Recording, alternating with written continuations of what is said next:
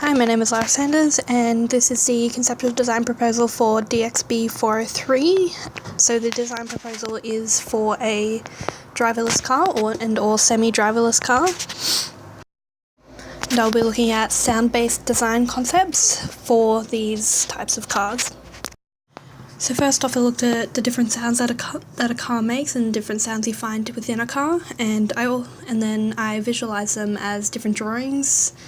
Also looked at how the sounds made me feel and why I thought they were more interesting or less interesting. So after doing these drawings, I looked at different ideas that I could do for a sound-based design in a driverless car. I had 3 ideas, which was the interactive navigational device, a baby device, and a learner driver device. All of these I had reflected on by a tutor and by external sources, which all sort of pointed towards the baby device for the car.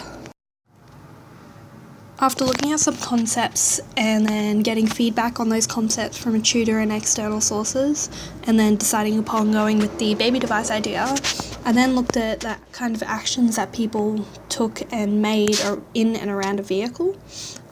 From there, I allocated different sounds that I thought would be appropriate for those actions, which is just to really help bring in the sound-based design into the concept.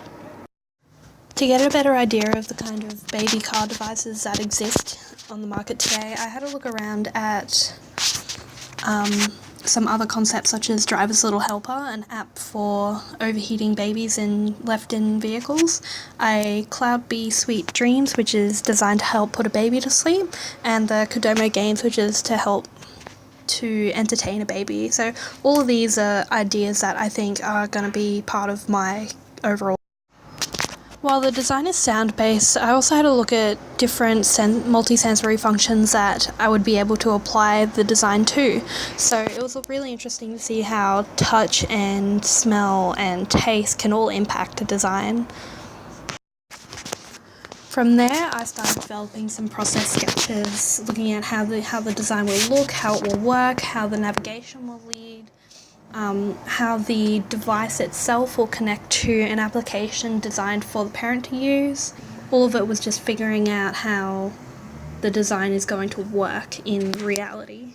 To extend on the general research based around car baby devices, I also looked at further research on driverless cars, sounds in driverless cars, how driverless cars will impact parents and how they drive, and also how the device will work itself in terms of monitoring a baby's cry and then automatically playing sounds for that cry.